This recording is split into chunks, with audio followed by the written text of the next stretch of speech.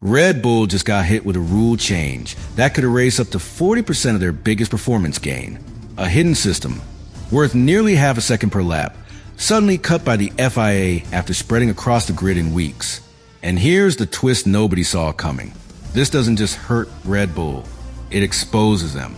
Because a huge part of that near 1 second jump they found mid-season came from this exact concept.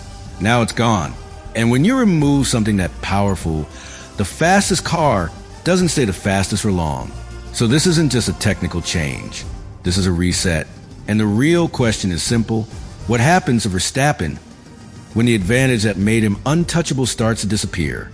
To understand why this hits Red Bull so hard, you have to look at where their performance actually came from, because that sudden jump everyone noticed wasn't random. It was engineered. Before Miami, Red Bull was fast. After Miami, they were on another level, nearly a full second faster compared to the opening races. That kind of gain doesn't come from small tweaks. It comes from something fundamental. And at the center of that jump was this exact concept, the blown exhaust system, a design that redirected extremely hot gases toward the rear wing and diffuser, accelerating airflow, increasing extraction, and generating downforce in a way traditional aerodynamics simply can't match. More grip, more stability, more control at high speed. And for a driver like Verstappen, that's everything. Because his biggest strength isn't just speed, it's precision, the ability to push the car right at the limit, without crossing it, lap after lap, corner after corner. And that only works when the rear of the car is completely stable, predictable, locked in.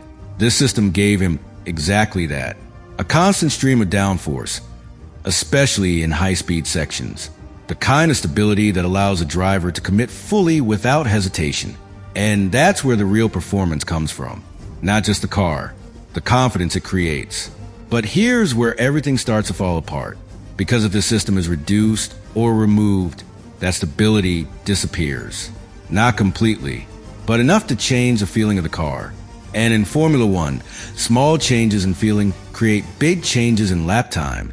Because now, the rear isn't as planted, the airflow isn't as consistent, the balance shifts corner by corner, and that forces a driver to adapt, brake earlier, be more cautious on throttle, leave a margin, and that margin is where lap time is lost.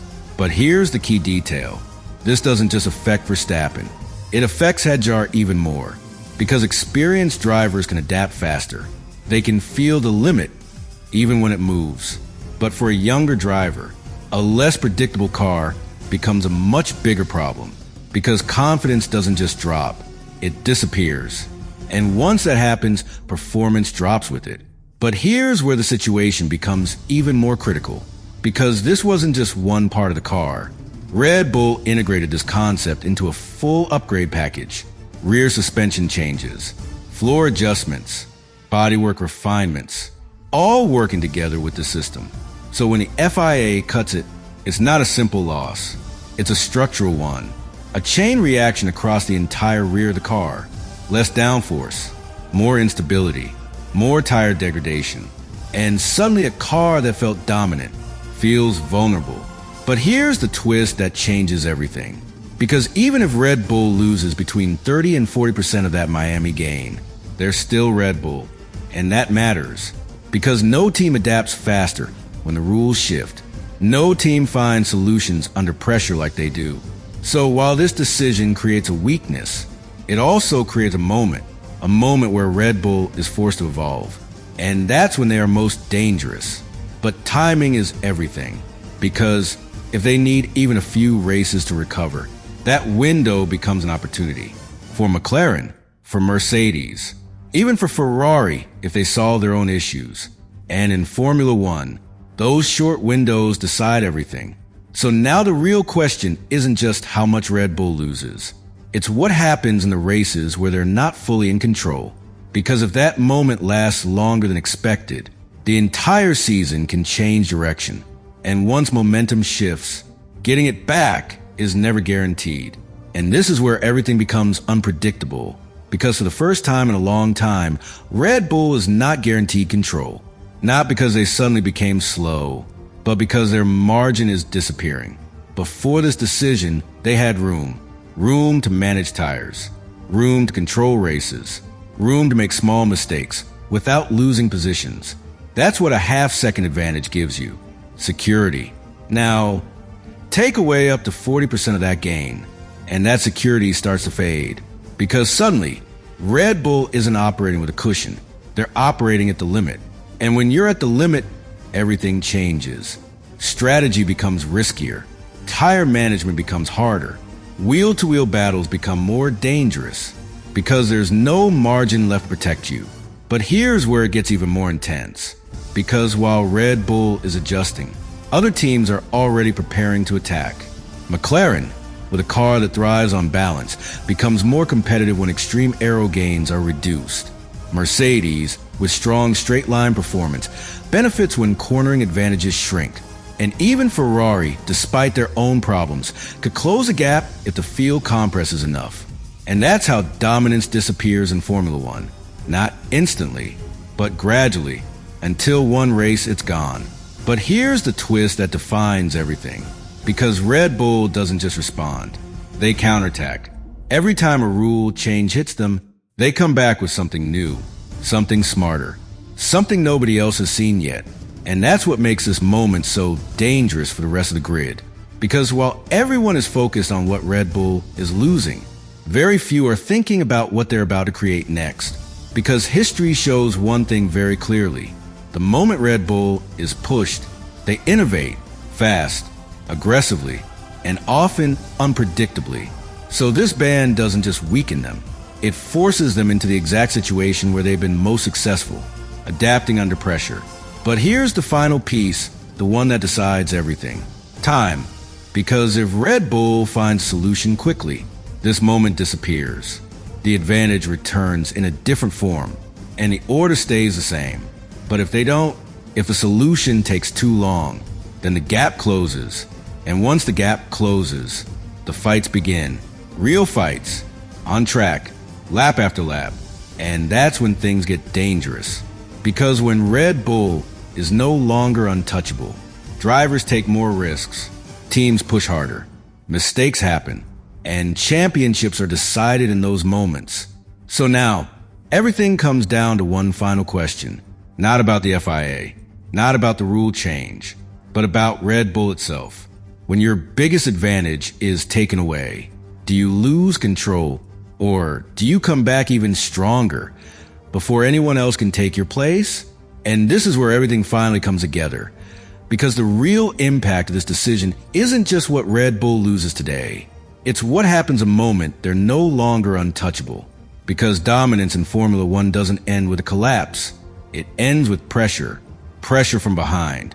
Pressure from rivals who suddenly believe they can win. And that belief changes everything. Because before this, racing Red Bull felt impossible.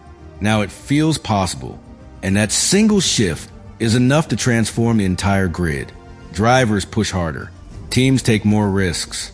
Strategies become aggressive. Because when the leader looks vulnerable, everyone attacks. But here's where it becomes even more dangerous. Because Red Bull isn't just fighting performance now. They're fighting momentum. And momentum in Formula One is invisible but unstoppable. Once another team starts winning, confidence grows, development accelerates, execution improves. And suddenly, the gap doesn't just close, it reverses. But here's the twist that defines this entire story. Because Red Bull has one advantage that no regulation can take away. Their ability to respond faster than anyone else. Their ability to turn pressure into performance. Because when other teams hesitate, Red Bull commits. When others follow, Red Bull creates. And that's why this moment is so critical. Because it's not just about losing an advantage. It's about how they react when that advantage disappears. If they respond quickly, this becomes a small disruption, a temporary loss, something they recover from almost immediately. But if they don't, if the next solution takes too long, then this moment becomes something else entirely, a turning point. Because in Formula One, you don't need to be the fastest forever. You just need to lose that position at the wrong time. And right now, the timing couldn't be more dangerous, because rivals are ready, waiting, watching for any sign of weakness. And if Red Bull gives them that opportunity, even for a few races, that's all it takes. So now everything comes down to one final truth. This isn't just a regulation change. It's a test of how quickly Red Bull can adapt, how fast Verstappen can adjust, and how ready the rest of the grid is to take advantage. Because if Red Bull passes this test, they stay on top. But if they don't, then this won't just be remembered as the moment a system was banned. It will be remembered as the moment the dominance of Red Bull finally started to break. And this is where the story reaches its most important point. Because now, it's no longer about the system. It's about Verstappen. Because when a car loses stability, when the rear is no longer perfectly planted, the difference is no longer in the machine. It's in the driver. And this is exactly where everything becomes fascinating. Because Verstappen is not just fast. He's adaptable, relentless, able to extract performance from a car even when it's not perfect. But here's the reality. Even the best drivers in the world need a foundation. They need a car that gives them something to work with. And this system was giving him exactly that. A stable rear, a predictable balance, a platform he could push to the absolute limit without hesitation. Remove that, and suddenly, even Verstappen has to adjust. Not dramatically, but enough to matter. A fraction earlier on the brakes, a fraction later on the throttle, a fraction less commitment in high-speed corners. And those fractions add up. But here's where the situation becomes even more intense. Because when a dominant driver is forced to adapt, two things can happen. They either rise even higher, or the gap closes behind them. And right now, both scenarios are possible. Because if Verstappen adapts instantly, if he finds a limit of the new car faster than anyone else, then Red Bull stays ahead. Maybe not by the same margin, but enough to control races. But if adaptation takes time, if the car becomes just unpredictable enough, then something changes. Because now, other drivers can fight him, not just follow, attack. And that's when Formula One becomes unpredictable again. But here's the part that defines everything. Because this isn't just about Verstappen. It's about Hadjar too. And for a younger driver, this situation is even more extreme. Because when the car loses that stability, confidence doesn't just drop, it disappears. And rebuilding that confidence takes time. Time that Red Bull might not have if the competition closes in. So now, Red Bull faces a double challenge. Keep Verstappen at the front and protect Hadjar from falling behind at the same time. And that's not easy, because development will focus on performance. But drivers need stability, and balancing both is one of the hardest things in Formula One. But here's the final layer, the one everything has been building toward.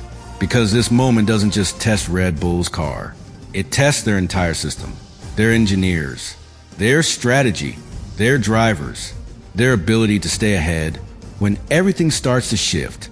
Because in Formula One, the strongest teams are the ones that dominate when everything goes right. They're the ones that survive when things start to go wrong. And right now, Red Bull is entering that exact phase. So the real answer, the one this entire story has been leading to, is this. This isn't about losing a system. It's about proving whether Red Bull can remain dominant without it. Because if they can, then nothing changes. But if they can't, then this moment won't just be remembered as a regulation change. It will be remembered as the beginning of the end of their control